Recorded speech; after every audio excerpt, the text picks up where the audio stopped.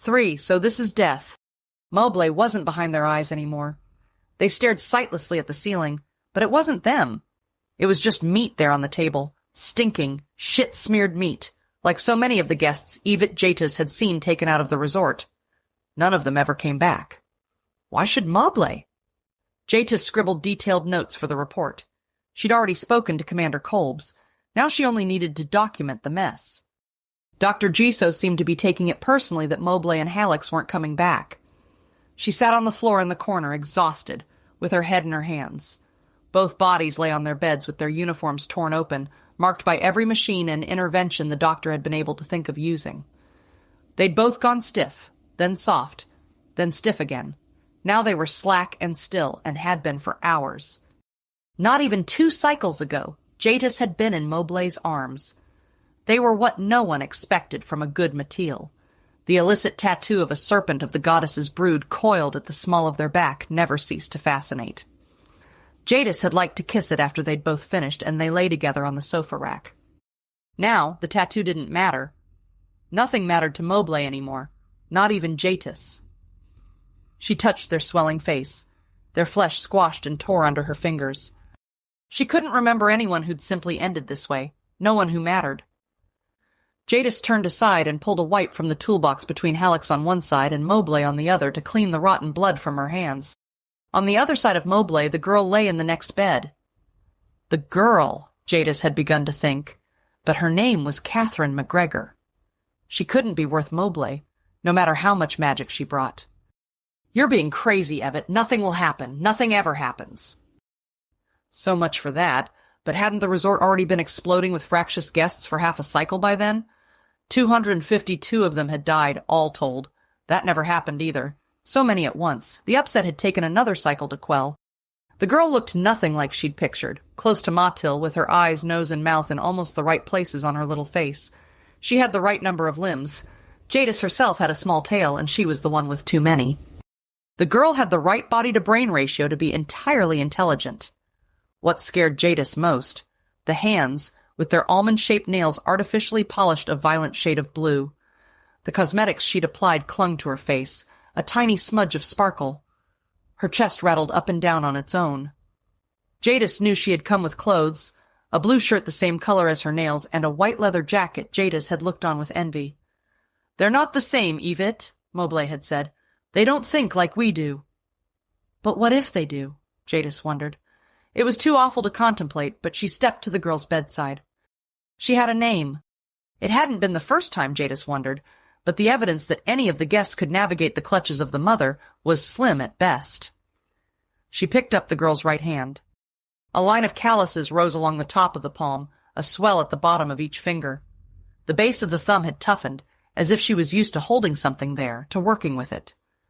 Jadis's stomach went tight. She dropped the girl's hand. It meant nothing. Dr. Giso started to rock back and forth in small, jerky ticks, clutching her head. Jadis wanted to scream. If calluses and clothes and names meant nothing, why had Mobley's body rotted? The MATIL must have underestimated their guests. There was no other answer, but Jadis didn't want that to be true. It meant so many uncomfortable things, not least of all about her own ways of being. On the other side of the privacy wall, the sickbay door slid open. A few moments later, Captain Etef entered the area, his handsome face grim when his eyes fell on Jatus. He flicked his gaze away toward the doctor in the corner. Without preamble, he said, "I see you have not been able to revive Hallex and Mobley. Doctor, what is the status of the guest?" Giso didn't answer beyond a soft, keening cry. She rocked, rocked, rocked. "Sir," Jatus said, but stopped. She didn't know what she was meant to say. Under Etef's cold glare, she tried again. "Sir, the guest appears stable for the moment, but my lack of medical training—" She trailed off again, feeling as helpless as any one of them must have been feeling. Death had come for them like it came for every other creature. Etef made a concerned little noise, his nose almost wrinkled, a sign of sure disgust. "Dismissed, Ensign. Bring your report to the conference room in an hour's time." "Yes, sir." She saluted and barely kept from running away to the office. Controlled, she strode from the egg-shaped sickbay down white corridors, a touch of rich black in the standard ovoid shape. Only an hour to prepare a report of this magnitude? He must be out of his mind, but he was the captain. He ruled the world ship. They all played his tune sooner or later.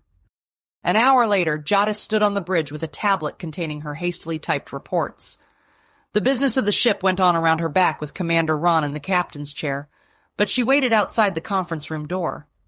Her forked tongue flickered nervously out, a habit she hadn't been able to break. She clamped it behind her teeth and glanced around her to see if anybody had noticed. She didn't really know the bridge crew, but they knew who she was. Nobody was looking at her, but whispers about Mobley had hissed around her from the office all the way here. Her tongue smashed against her teeth. Spine of the mother! She almost wished Mobley were here in her place, but that was unkind at best. She waited 5 minutes more before the door swished open in front of her. Some of the highest officers on board were here, sitting around the wide white oval of the table, but she shouldn't have expected any less. Commander Frixum, the head of resort operations, stood behind the table giving a report of his own. Seemingly pointless graphs floated in midair, but what would she know? Fieldwork was more in her area than this. Further, he said as the door shushed behind Jadis, the guest commander Kolb's acquired has proved an excellent source already. When she was loaded into the machine. Reading from his clipboard, he rattled off a series of numbers, only a few of which Jadis understood. They'd gotten a lot from the girl. That she did grasp. The expanse of black void sparkling with stars encircled Frixum's pale head on every side. In conclusion, he said, after 30 solid seconds of what she knew wasn't nonsense but sounded like gibberish, even though we did not acquire High King Beriani Quintanar, this Princess Catherine McGregor furnishes more power than we had hoped. I believe we may label this project a qualified success, and I recommend we commence with the acquisition of Berach Rev Leiden at once. Thank you, Commander. The captain's smooth, cool voice filled her ears with rendered fat. Jadis had been staring at Frixum, brain clicking on in spite of her own best interests while she waited for acknowledgement. Her tongue lashed her teeth. Indeed, Captain. If I may venture to say so, combined with Princess Catherine, having Berach Rev Leiden as our guest will solve many of our problems.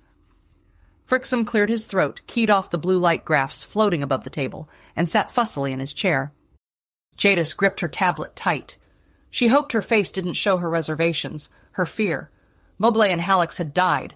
Nobody did that. It just didn't happen. Very well. Captain Itef drummed short nails on the tabletop. He seemed deep in thought, his almost expressionless face creasing with concern as he turned to Jadis at last. Ensign, your report, if you please. Your report. Yes, sir. Jadis cleared her throat and stepped closer to the side of the oval. But she didn't put her tablet on it. That would be unthinkably rude. The device felt heavy, freighted with too much meaning. As she flipped through the reports, her brain pinged 1,000 places at once, scattering like ball bearings on the details so she couldn't decide what to say first. Ensign Jadis. That was Commander Kolb's, sitting forward.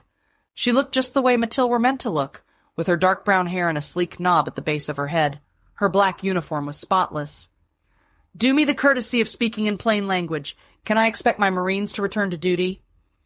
Jadis loosened her grasp on the tablet by an inch's fraction. She raised her chin slightly. No, ma'am. A hush fell over the senior officers, almost like the quiet of the empty bodies, so still on their beds. Later, she thought, disconnected from herself like she floated above her body, I'll probably cry. Now, though, her forked tongue flicked. Kolb's pinched the bridge of her nose, the sudden movement startling Jadis badly. I was afraid of that. Steeling herself at last, the terrible truth had been spoken, and the bad had already happened. Jadis cleared her throat once more. Neither Marine has revivified as expected. No efforts by Dr. Jiso were successful in inducing revivification. The Marines, the former Marines, were both observed to be rotting. She stopped, swallowing the sourness that touched the back of her throat. Like animals, Kolb said into the hush. Yes, ma'am. They experienced the voiding evinced by the carcasses of the guests, as well as the stiffening and slackening of their musculature. For all intents and purposes, they've died. Every word seemed to weigh like the iron bracelet on the girl's wrist. Permission to speak freely, sir. Good MATIL or not, if she said nothing now, she'd never be able to sleep again. Captain Itef frowned deeply, still seemingly lost in thought, but he shifted in his broad chair. Unlike all the rest, it had arms. Highly irregular of you, Ensign. Nevertheless, what about this situation is not irregular? Permission granted. Forgive me, Captain, but the guests... She gulped, her tongue lashed. They appear intelligent. Commander Frixum scoffed, but she forged on, tongue flickering out between her lips.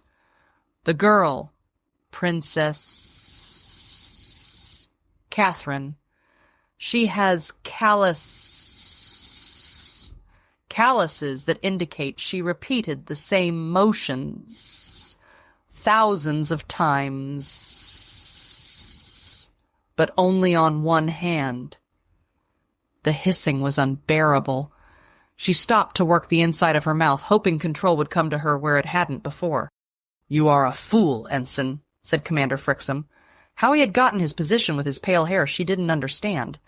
If they are intelligent, the MATIL are certainly several orders of magnitude above them. Itef was as mild as he'd ever been, at least in public. Perhaps to allay her concerns, Ensign Jadis would prefer a different assignment. Panic jangled through her. I'm about to lose everything. She'd worked for this for hundreds of years, but she could say nothing, do nothing. The captain's word was law. Her tongue slammed painfully into clenched teeth. Take her in hand and show her the workings of the resort personally, Captain Itef said. His eyes on her were flat, emotionless, except for a tiny spark of pleasure at the very back. The space around her seemed huge, though it was absolutely normal in every respect. Ensign, I'll draw up the transfer myself. Yeah! Jadis groaned internally. In the resort, there would be no chance at all of advancement, and it was across the ship besides. She would know no one but Frixum. Her long, slow career burned to ashes in a moment.